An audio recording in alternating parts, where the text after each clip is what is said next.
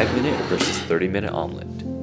I'm going to be comparing the classic French omelet with something a little more avant-garde, a sous vide omelet.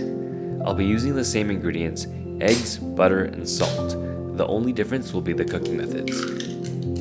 Let's start with the French omelet. In my opinion, the French omelet is so amazing because we can elevate the humble egg into an elegant dish using only technique. Start by sacrificing 3 eggs and beating them with a pinch of salt. The salt will start to break down the eggs, making the mixture more homogeneous. You'll want to mix for at least a minute to make sure there are no streaky white bits in the final product. Then preheat a non-stick pan over medium-low heat. Add a tablespoon or 2 of butter. It's French cooking after all. Once the butter is fully melted and starting to foam, go in with the eggs. Now start stirring vigorously with a spatula to form many small, even curds. Once the bottom has set, stop stirring and turn the heat to low. Now comes the hard part. Tilt the pan and use the spatula to gently roll the omelet over itself.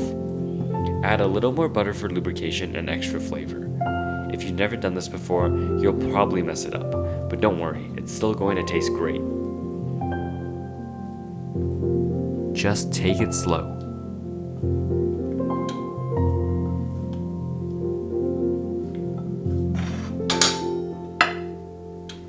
Once you get to the end, flip it onto a plate and voila! I like to finish it with one last butter bath and some flaky salt.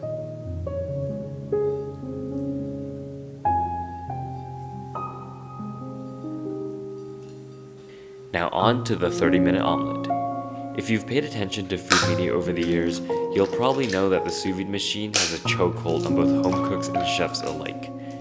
It can perfectly cook proteins, make infused oils and sauces. It's honestly magical. So what would happen if we used it to cook an omelet? Let's find out. We'll start with the same way as the French omelet, by whisking together eggs with salt. I also added some melted butter here to give the same taste profile as the French omelet. Then pour it in a sous vide bag and place it in a water bath set at 165 Fahrenheit for 30 minutes. In theory, this will perfectly set the eggs so that they're just cooked and will have a velvety, elegant texture. After 30 minutes, carefully take the eggs out of the bag and onto a paper towel lined tray to soak up some of the liquid that leached out of the eggs while cooking. Finish it the same way as the French omelet, with a little more tasty butter and flaky salt. Now it's time for the taste test. Omelet showdown. Visually, I think we can tell who's the winner here, but it's all about the taste. First up, 5-minute omelet.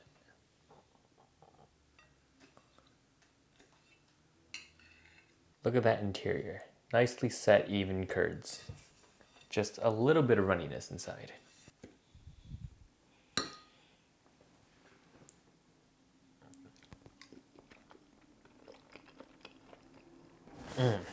Buttery, eggy goodness.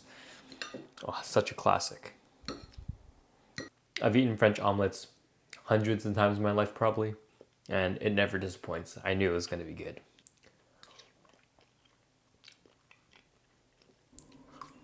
Oh, so good.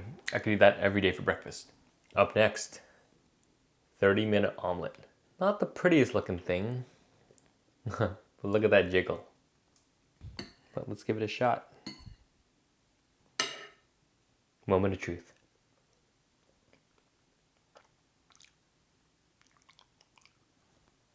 Oh, one more.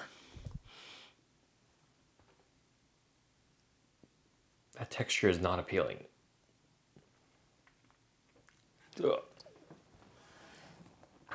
Sorry you had to see that. Oh, that's disgusting. It's kind of slimy. That's just not good. Okay, one more bite for science. Okay, taste-wise, they're identical. You know, buttery eggs.